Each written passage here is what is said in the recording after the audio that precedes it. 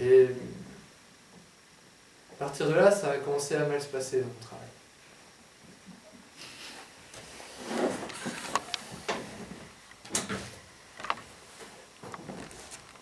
Alors, comme j'avais compris que notre business, là, notre affaire et la richesse occidentale, globalement, était assis sur un principe qui, fatalement, créait de la misère, je me suis demandé si, finalement, on n'avait pas déjà assez. Alors, je ne me suis pas intéressé à tous les besoins, parce que déjà, rien que la définition du besoin, c'est extrêmement subjectif. Je me suis intéressé à un besoin qu'on n'a peut-être pas trop négocié, c'est la nourriture. À votre avis, moment d'éducation populaire, revenez avec moi. À votre avis, combien il y a de personnes qui souffrent de sous-nutrition dans le monde? Alors, je ne vous demande pas un pourcentage, je vous demande un nombre de personnes, voyez-vous. Comment? 1 milliard. Un petit peu moins. 800 800 millions. Alors le chiffre exact c'est 850, mais 800, vous avez le point. 850 millions de personnes qui souffrent de sous-nutrition dans le monde. Est-ce que vous savez combien de personnes souffrent de surnutrition, de surpoids? 250 millions d'Américains. Bon, on va compter mondialement. Américain possible, je sais pas, j'ai pas les... 800 millions. 800 millions, Parce que ça, plus. Plus. Non. 1 milliard. Allez-y, donnez-moi les chiffres. 1 milliard 3. Plus. 2 milliards. Un chouïa plus. 2 milliards 2. 2 milliards 100 millions de personnes souffrent de surpoids dans le monde. Alors je suis d'accord, ils sont pas au même endroit dans le monde. Alors en fait, le pourcentage de gens souffrant de sous-nutrition dans le monde est strictement le même aujourd'hui qu'en 1950. D'accord? Le pourcentage de gens souffrant de surpoids aujourd'hui est 5 fois plus élevé que le pourcentage en 1980. J'ai pas les chiffres pour 50, on comptait pas à l'époque. Plus globalement, entre 1950 et aujourd'hui, on produit 25% de nourriture en plus par habitant. C'est-à-dire que, concrètement, si on divisait, on est en 1950, on divise à part égale entre chaque habitant de la planète la nourriture présente, on fait pareil aujourd'hui. Aujourd'hui, on mange tous 25% de plus. Ok? Et là, il faut se demander si la croissance, c'est effectivement la solution. Enfin, on vient de croître de 25%, mais on ne s'est pas intéressé une seconde, enfin, on n'a pas modifié d'un poil le pourcentage, la population qui nous intéressait, quoi. Si vous voulez, l'objectif de croissance, c'est une réponse technique à un problème politique.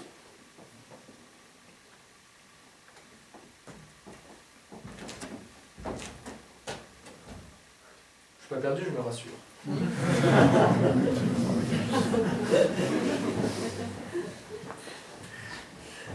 Je sais pas si j'avais pas un gag à ce moment-là, mais...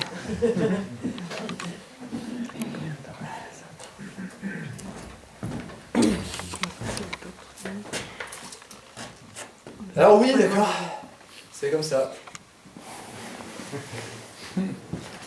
C'est terrible, mais on a besoin d'argent. On a besoin d'argent pour vivre, pour tout faire tourner. Et les règles de la distribution de l'argent sont ainsi faites. Alors, juste un petit détail. Juste, faut qu'on se rappelle de ce que c'est l'argent. L'argent, c'est pas de la richesse. L'argent, c'est un symbole de richesse. Je veux dire, un pommier n'a pas besoin d'argent pour faire pousser des pommes. Un plombier n'a pas besoin d'argent pour savoir faire de la plomberie. Je veux dire, aucun de nos métiers n'a besoin d'argent. On le fait pour avoir de l'argent, pour avoir autre chose. Mais on sait faire notre métier sans on n'utilise pas d'argent, quoi. C'est pas de la richesse. L'argent, c'est un moyen d'échange. Alors oui, et ça marche comme ça. Et nous, les experts, on a un gourou. Pas que toi. Il y a d'autres gourous.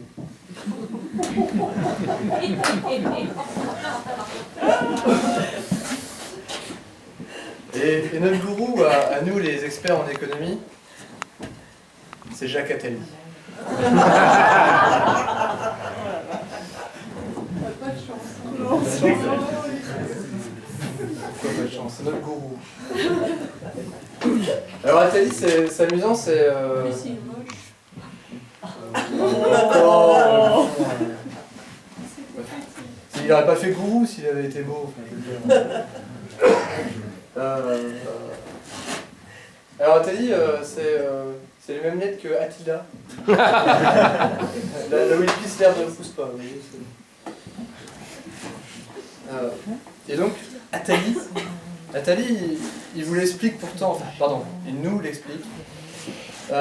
Il nous l'explique pourtant à chaque fois qu'il passe à la télé. Hein. Enfin, je veux dire, vous pouvez regarder toutes les dernières interventions télévisées, Ce soir ou jamais par exemple. Attali le dit à tous les coups. L'État français, le gouvernement, dépense plus d'argent qu'il ne gagne. C'est aberrant. Aucun ménage ne pourrait se permettre de faire ça. C'est vrai. C'est vrai. Si vous le faites, vous allez vite être mal. Quoi. Alors, c'est vachement malin. C'est vachement malin parce que déjà l'État qui est censé être le défenseur de nos droits, notre soutien, bah là on le replace au milieu des ménages. Puis il est au milieu des ménages, mais en plus il pompe notre fric par les impôts et puis il le dépense à tort et à travers. Et en plus il ne respecte même pas les règles qu'il nous oblige à respecter. Voyez-vous. Mais bon, il y a des différences concrètes entre vous et l'État. Enfin, entre nous et l'État. La première, c'est que... La première, c'est que, en fait, l'État, ses revenus dépendent de ses dépenses. Très concrètement, quand l'État dépense 1 milliard d'euros, salaire de fonctionnaire, peu importe, construction d'une école, quand il dépense 1 milliard d'euros, il va faire travailler des gens qui vont payer des impôts. Retour à la case État. Ils vont payer une TVA. Retour à la case État. Ok ? Si on voulait respecter l'objectif VALS, là, enfin pas VALS, l'objectif VALS, qui est de réduire le déficit de l'État de 50 milliards d'euros.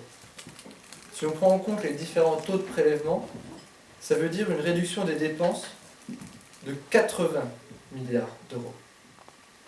80 milliards d'euros, c'est 2 fois l'éducation nationale. À la louche. C'est à nous de voir. Est-ce qu'on a besoin d'un État en équilibre ? Ou est-ce qu'on pense que c'est souhaitable de supprimer des dépenses publiques à hauteur de 2 fois l'éducation nationale ? Et il y a une deuxième différence entre nous et l'État, c'est que l'État, il peut créer de l'argent. Vous, si vous le faites, vous êtes un faux monnayeur. Ben, c'est normal, on ne va pas créer notre argent. Mais l'État, lui, peut le faire. Parce qu'il gère la société, il a ce pouvoir. Alors la France, comme les autres Européens, peuvent plus le faire eux-mêmes parce qu'ils ont signé pour ne plus avoir le droit de le faire. Dans 2 secondes, on y revient. Donc l'État peut créer de l'argent s'il le veut. Et là, mon petit bichou me dit... Ah, marche pas ça.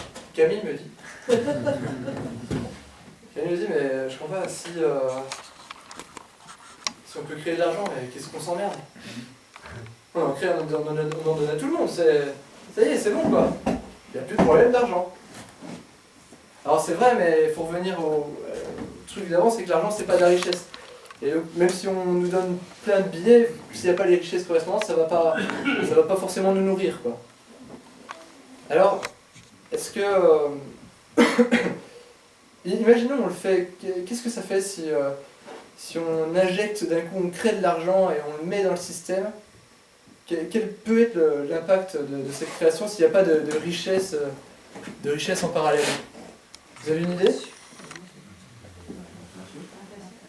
L'inflation, c'est ça. L'inflation. Alors pour la faire courte sur l'inflation, l'idée c'est que l'État décide de créer de l'argent, puis il va pas le donner aux banques là ce coup-ci, il va construire des écoles avec des hôpitaux et des prisons. Et donc il dépense son argent et là d'un coup il y a vachement de boulot pour les maçons. Notre ami se réjouit du boulot. Et donc, même nombre de maçons, vachement de boulot. Les maçons vont manger plus de baba au rhum parce que leurs revenus auront augmenté. Et donc, les revenus des maçons augmentant, ils vont aussi acheter plus de baba au rhum. Donc, les pâtissiers vont aussi vendre plus de baba au rhum et donc gagner un peu plus d'argent. Et de la même manière que tout à l'heure, quand on réduisait le salaire des ouvriers, ça réduisait le salaire de tout le monde. Là, augmenter le salaire d'une partie de la population va, par effet domino, augmenter le salaire de tout le monde. Mais ce sera de l'inflation, je veux dire, vous ne pourrez pas acheter plus. Alors oui, mais bon, du coup, ça sert à quoi d'avoir de l'inflation enfin, pardon, ça sert à quoi d'avoir des plus gros salaires si on peut pas acheter plus, enfin, on s'en fout, quoi. Alors il y a un truc qui ne change pas avec l'inflation. Le prix de la tomate change, il augmente avec. Le prix de vos maisons, vos murs en paille change, augmente avec. Mais il y a deux choses qui ne vont pas bouger. Les dettes et les épargnes. Ceux qui ont acheté une maison dans les années 60 le savent. Il y a eu une inflation de 15% pendant les 10 années qui ont suivi. Leur dette contractée 10 ans plus tôt, elle pesait moins lourd. Ok ? Et l'épargne, de la même manière, fond. C'est-à-dire que j'ai mes sous de côté, l'inflation arrive, je peux acheter moins avec cet argent.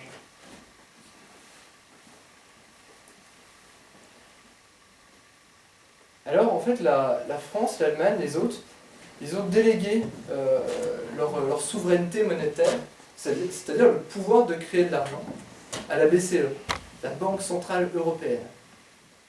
La Banque Centrale Européenne, pendant la crise, en 2008, Jean-Claude Trichet, non prédestiné, je sais pas, a dit, moi la crise, je comprends bien le problème, mais moi, ma mission, c'est pas la relance de l'économie, c'est pas la croissance. La mission qui m'a été donnée, c'est de maintenir l'inflation en dessous de 2%. C'est-à-dire que tous nos États se sont engagés à ce qu'il n'y ait pas d'inflation et donc qu'il n'y ait rien qui puisse affecter les épargnes. Et donc, la règle économique qui veut qu'on combatte ce phénomène est tout à la faveur des riches, de ceux qui ont beaucoup d'argent.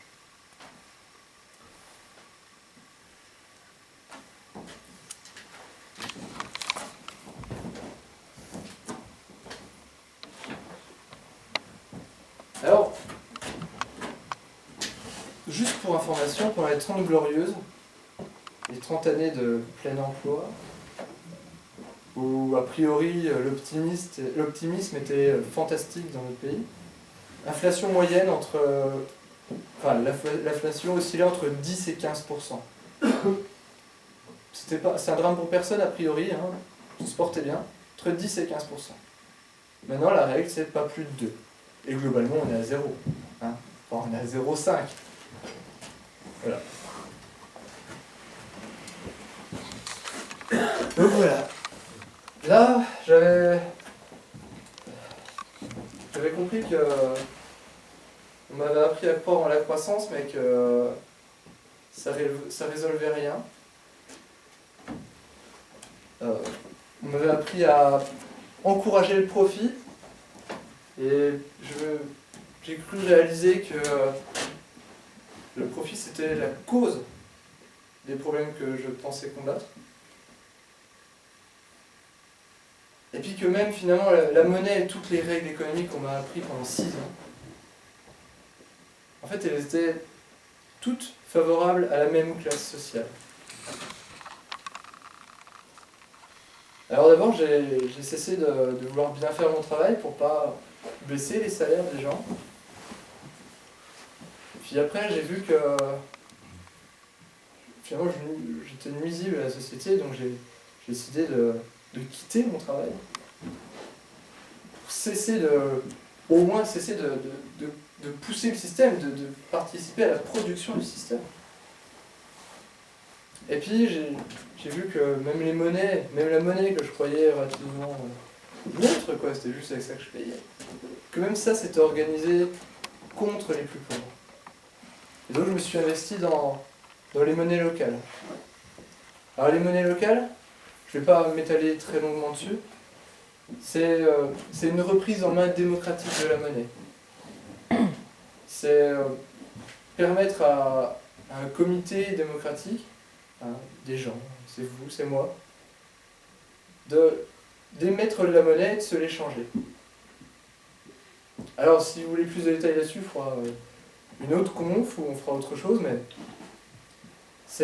pour moi c'est un moyen de lutter contre la gestion actuelle de la monnaie. Et donc, je me suis dit, mais qu'est-ce que je peux faire?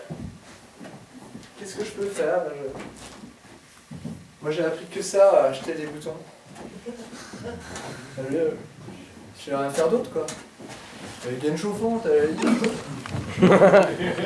Encore, c'était pas ma spécialité, quoi. Et je me suis dit que, à force de répéter ce qu'on me disait, sans doute je m'y connaissais en mouton. Alors du coup, j'ai décidé de faire une formation agricole. Et si vous me cherchez, et ben moi et Camille, enfin pardon, c'est la version de droite, Camille et moi, Camille et moi, on est en train de reprendre une petite ferme dans l'estuaire de la Gironde, un élevage d'agneaux. Merci.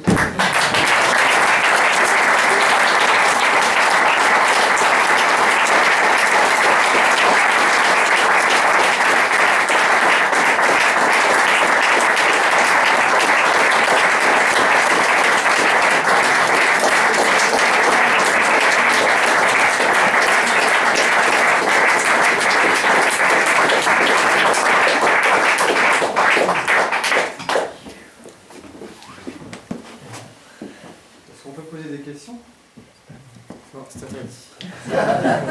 Oui, bien sûr. Enfin, Savoir où est-ce que seront vos fournisseurs dans votre élevage d'agneaux. la ferme en question est déjà quasiment autonome en approvisionnement et on part pas de nulle part. J'aimerais les deux bouts. Les deux éleveurs à qui on reprend cette ferme sont déjà dans une optique très locale, sont déjà dans le bio. Enfin, c'est déjà des militants incroyables. Donc on part pas de nulle part. Juste ils n'arrivent pas à trouver de repreneur et on s'est dit mais c'est trop beau, quoi. Et donc l'essentiel de l'approvisionnement c'est nous qui produirons et le reste c'est les paysans autour, quoi, très proches. Je dis pas qu'il peut y avoir 2-3 trucs qui viennent de 50 km. Hein. Mais voilà. Quand Adrien s'est inscrit dans le stage, puis qu'on faisait un peu le tour des sujets, toi tu veux parler de quoi? Vous savez, dans nos stages, vous avez toujours des gens hyper pointus sur « Ouais, je veux me battre contre les gaz de schiste, moi je suis militant éolienne 3 pales », enfin un truc comme ça. Et donc, et des fois vous tombez sur des gens qui ont un sujet qui a priori c'est un peu vaste, quoi, tu vois, genre Dieu. Et en fait, Adrien disait, enfin, dis-moi si je me trompe, mais en gros, il dit Je fais le don sur l'économie. Je pense qu'il faut absolument que les gens comprennent l'économie. Je vais faire un truc global sur l'économie. Je dis, ouais, c'est une bonne idée. C'est cool. Et donc, est-ce que c'est réussi? Merci. Hein. Tes remarques? Des questions, des crachats. Non. Des encouragements? Tu peux peut-être ajouter un peu plus d'humour par moment, parce que s'il y a de la place, quoi. Là, j'ai oublié 2-3 trucs. Ouais, c'est bien déjà, mais il y a tellement de place. Parce qu'en fait, tu t'es un peu déstressé à partir du moment où tu as commencé à rigoler avec le public. Ouais. Donc, Après, il y a des vannes que j'hésite à balancer parce ouais, que non, faut l'entreprise pas. pourrait me faire un procès. Enfin, des trucs comme ça. Ah oui. Mais si un jour je me sens bien, Ouais, je pense que. Donc, tu as des remarques? Non? Bah, C'était chouette. c'est pas clair pour moi, c'est justement sur toutes les données économiques. Donc je te crois, je te suis, mais en fait je sais pas avec quoi je repars. Et comme on a vu Philippe il y a 2 jours, il a cité vachement de théories, des trucs et des machins. Donc je trouve que ça se calme bien. Peut-être à pousser un peu plus ça en termes de références. Ah, c'est les références ou en Attends, données? Ouais, enfin les données. Je sais pas. D'accord. Parce qu'en fait, il y a eu on a pas mal débattu dessus et on m'a expliqué justement qu'il y en avait trop, j'en avais trop et donc j'en ai enlevé. Après, Je me rends pas, mais tu vois, je mets pas bien le. Ouais. Vous n'êtes pas saturé de chiffres, quoi? Non, mais un nombre de chiffres, ça va. Je sais pas ce qui me reste en fait après. Ah ouais? Enfin, j'en sais rien. Hypothèse, hein. C'est pas. Parce qu'il faut dire quelque chose. Je veux dire préciser les exercices Ouais. pour finir sur un truc concret. Quelque chose autour de ça. Ouais. Peut-être tu restes trop généraliste, j'en sais rien. C'est ce que, tu voudrais que je creuse dans le sujet pour qu'il reste un. Ouais, il faut je réfléchis. Je reviens dans 5 minutes. Ok. Tu voulais. Ouais, moi je pense qu'il faudrait un petit peu comme après la conf fin de pétrole ou de plein d'énergie, là, un petit flyer avec justement des sites, avec les sources, etc. Ah ouais. Pour que les gens puissent aller creuser. Parce que c'est vrai Pas l'impression de refroidir tout le monde, juste pour ouais, être Franck, Gartner. présenter Ça caille. c'est bien d'avoir les sources pour avoir un département. Ouais, ok, effectivement. Ouais. Bah, si vous voulez des sources, en fait, je viens d'écrire un petit livre sur la création monétaire, sur les monnaies locales. Alors, si vous voulez m'envoyer un mail, vous m'enverrez, pas de problème. Sinon, peut-être faire un parallèle avec le salaire que tu avais et de combien ça représente de Roumains, de Chinois. Ouais, en fait, ça c'est une question que je me suis posée parce que vous avez vu au début, je me la pète un peu. Ah, c'est bien ça, C'est bien, justement. Ça c'est bien, c'est faux. Parce qu'en fait, t'es dans le costard et tout, donc tu peux y aller. T'es décalé par rapport au public en plus. Et, En fait, du coup, je me suis demandé s'il fallait que je dise mon ancien salaire. Si, Oh ouais, dis-le, dis-le. ouais. Ouais, je le dirai pour chaque coup. Je dirai en nombre de Roumains ou d'Ukrainiens, tu vois, par exemple. ouais, non, mais, Tant qu'on calcule. ouais, ça vous amuserait, enfin ça vous intéresserait. C'est pas seulement ton salaire, c'est l'âge à laquelle tu as le salaire. C'est ça qui était intéressant, parce qu'on a tendance à croire qu'il n'y a que des bas salaires en France. Tu représentes 3-4 fois le salaire moyen en France. Et donc après, dans la démonstration que tu fais sur les différents pays, tu pourrais, au lieu de dire le salaire moyen c'est tant, tu dis bah moi je... Ah ouais, amplifier l'impression comme ça, ouais, effectivement. Sur la question du salaire, Bernard Friot a montré qu'en francs constants, un jeune qui sort aujourd'hui, qui s'engage sur le marché du travail, disons un bac plus 3, voilà, il s'engage en francs constants à exactement 50% du salaire qu'il aurait eu dans les années 70. C'est-à-dire qu'un jeune qui commence sur le marché du travail devrait commencer aujourd'hui en francs constants à 3 000 €, salaire de base. Et si vous dites ça à quelqu'un aujourd'hui, il dit ben non, 3 000 €, ils sont contents d'avoir 1 500 en fait. Donc toi tu étais au-dessus de 3 000. C'est jaloux, c'est ça? Non. Nous on fait pas ce métier pour l'argent. Heureusement. C'est pour les boutons. Et après, l'autre. Ah, pardon. Non, non, mais vas-y. T'inquiète pas, il prendra la parole, je le connais super. C'est plutôt une question complémentaire. Je me demandais, puisque tu écrivain, ton école, ta façon de penser, Sarkozy, machin, et comment, puisque c'est exactement les mêmes données, qu'est-ce qui fait le changement? Alors j'ai bien compris Camille, tout ça, mais qu'est-ce qui fait qu'à un moment donné, vraiment, ça devient énorme, c'est-à-dire ce que tu trouvais génial il y a quelques mois ou quelques années, alors, on sent le processus, mais... En fait, il y a deux phénomènes. Là. Camille qui m'a quand même beaucoup remué. Quoi. Mais il faut que tu nous l'amènes, hein, parce qu'on a d'autres gens à convaincre. Ouais. Je vais juste après. Il y avait un film comme ça avec une nana qui couchait avec Voilà, le c'est droit. mais non, c'est pas ça que je dis. Non, mais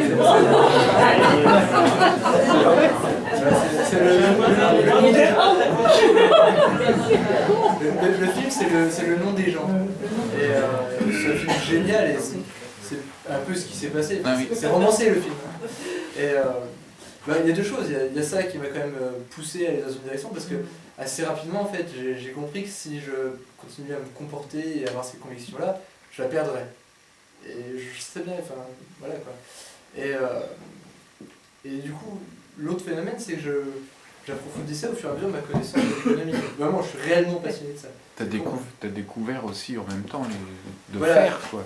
J'avais le dogme, j'avais appris le dogme, j'avais poussé le dogme parce que j'avais bouffé du Attali, j'adorais Attali. Mais Attali, quand il parle, c'est incroyable, il a tout dit. Et bon, après, on pousse, puis quand on n'a plus de vidéo d'Attali, on regarde une autre vidéo, on regarde Frédéric Lordon. Quoi? Et puis voilà, on creuse, et puis après, c'est juste c'est l'application de la théorie des débats de Frédéric Lordon. C'est que les débats, ça se fait pas avec un pugilat à table. On entend des idées, on entend la construction de l'idée, on entend une autre idée, la construction de l'idée, puis on se fait le débat en nous-mêmes, et puis on réfléchit, qu'est-ce qui me convainc, qu'est-ce qui colle. Tout à fait. Puis au bout d'un moment, j'ai compris que, voilà, j'ai changé d'avis, compris, je sais pas, j'ai changé d'avis en tout cas. Pas seulement, il y a un autre élément que tu avais donné dans ta première improvisation dans le stage, que tu n'as pas repris ici, ce qui était que tu étais malheureux, que tes amis étaient malheureux, et que tous les gens qui faisaient le même métier que toi, en fait, n'aimaient pas cette vie et étaient malheureux. Je l'ai pas redit ça? Le bouteille, il en parle quand même. Effectivement, je pensais leur dire. Un peu, c'est pas très... Oui, ça c'est vrai que ça serait important de bien le situer parce que tu dis quelque chose et t'expliques. Il n'y a pas de passage où tu arrêtes de boire, par exemple. C'est-à-dire.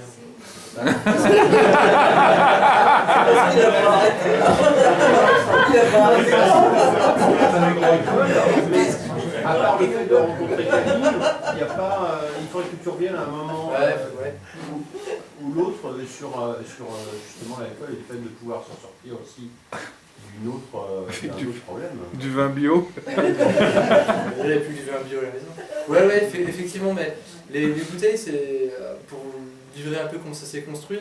Assez rapidement, les copains, ils m'ont dit, mais avec les bouteilles, ça pourrait être un super déclencheur, quoi. Enfin, voilà, j'ai dessoulé,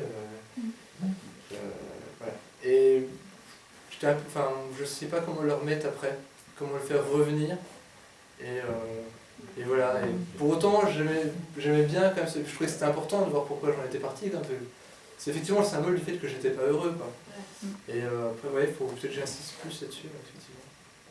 C'est surtout peut-être sur la prise de conscience aussi, la développer un peu, parce que c'est intéressant. Toi, tu l'as vécu de l'intérieur,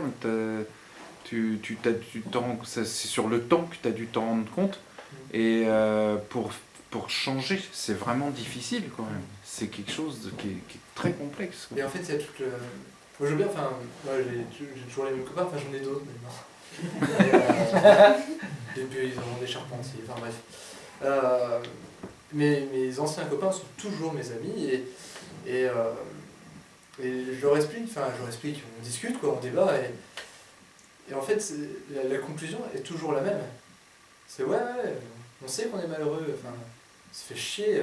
Moi mes potes ils sont tous moi j'ai eu la chance d'être à Poitiers. Moi mes potes ils sont tous dans Paris, ils font tous 3 heures de transport par jour, ils bossent 10 heures, puis ils vivent dans 40 mètres carrés et puis ils sont endettés sur 30 ans, quoi. Déjà, mais vous voyez bien que vous n'êtes pas bien, que votre travail n'est pas souhaitable, vous voyez bien ce que vous faites. Alors évidemment, il y a des petites tentatives de « oui, mais non, parce qu'on permet la compétitivité ». Ouais, ok, je l'ai fait aussi, c'est bon, ça va. Et donc la conclusion, c'est toujours la même. C'est ouais, je sais, mais ça fait 10 ans maintenant que je me suis lancé pour faire ça. J'ai fait des études pour ça. Je le fais depuis machin. J'ai emprunté et puis il y a mes parents qui ont investi sur moi machin. Bah je sais, mais peut-être plus tard. Tu dis pas tant que ça d'où tu pars, c'est volontaire? Ouais, ça dépend de jusqu'où tu fais remonter le d'où. Non, avant les études. Avant les études? Ouais, d'où tu viens, de quelle Ouais, ville, c'est un peu volontaire, ouais. Je souhaite pas, enfin... Mars.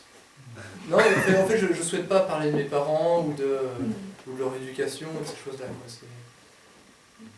Je veux bien livrer une partie de mon intimité, mais j'ai pas...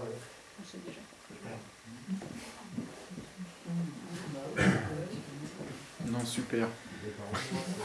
Ok. Moi j'ai bien aimé les schémas justement. Enfin, j'ai trouvé que c'était assez des bons raccourcis quoi. Enfin, je ne veux pas raccourcir. Le mécanisme. En 5 ou 7 minutes quoi. Ah, c'est juste une question que j'aurais alors ouais. C'est que en fait moi au début j'avais prévu 15 démonstrations et je voulais démontrer l'économie par A plus B, voilà. Et puis j'ai bien vu qu'en fait ça allait être chiant. Et du coup j'ai sabré à fond.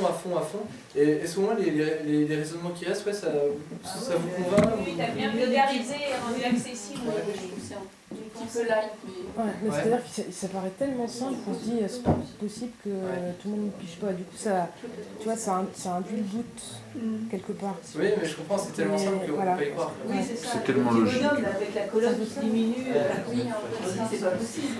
Ouais. C'est pour ça que derrière je mets la vraie vie que moi je vivais pour dire bon, je sais que c'est simple et je peux pas faire un schéma croisé des populations et leurs dépenses comme ça. Et voilà. C'est une tentative de vulgarisation. Les hypothèses économiques dominantes, elles sont simplement fausses. C'est ce qui est difficile. Oui, Le premier Ouais. Une dernière remarque et puis après on va boire un coup. En tant que maçon, c'est la première fois qu'elle me demande mes faux formats. Tu as beaucoup d'humour. Combien de temps tu as fait l'entretien de confiance et ta démission réelle dans l'entreprise? Ça a pris. J'ai été sous contrat avec cette entreprise pendant 3 ans. Mais bon, soyons très clairs, hein, vraiment au bout de 3 mois, je savais que je serais malheureux si je faisais ça. Et sérieusement, hein, au bout de 3 mois, je savais que j'étais malheureux, je serais malheureux. Au bout d'1 an et demi, j'ai fait une demande pour avoir droit à une formation de maraîcher. Le DRH n'a pas... Il y avait déjà Camille ou pas? Comment? Il y avait déjà Camille ou pas? Ouais, il y avait déjà Camille. Mais c'est pas elle était plutôt contre ça. On va pas aller à la campagne, je suis bien dans la ville, mon piano, tout ça. Et donc ouais, au bout d'1 an et demi, j'ai dit je ferais bien une formation de maraîcher, me reconvertir plus tard, un jour. Maraîcher, pardon? Marché, non. Non, maraîcher, pardon. Et le DRH n'a pas été d'accord pour me financer ça. Et puis du coup, bref, ça a duré, j'ai dit bon, ok, je continue de travailler, et puis en fait, au bout d'un moment, j'ai un peu foutu la merde, quoi. J'ai arrêté de contribuer comme il fallait à l'esprit collectif. Et donc assez rapidement, j'ai été mis un peu de côté, puis j'ai fait d'autres demandes. J'ai fait des demandes pour partir, mais qui ne pouvaient pas refuser légalement. Puis du coup, il m'a dit, bon, il va falloir que tu t'en ailles, on va s'arranger. Voilà. Donc ça a mis j'ai été 3 ans dedans, et au bout d'1 an et demi, j'étais déjà en train d'essayer de me barrer, quoi. Ok, merci.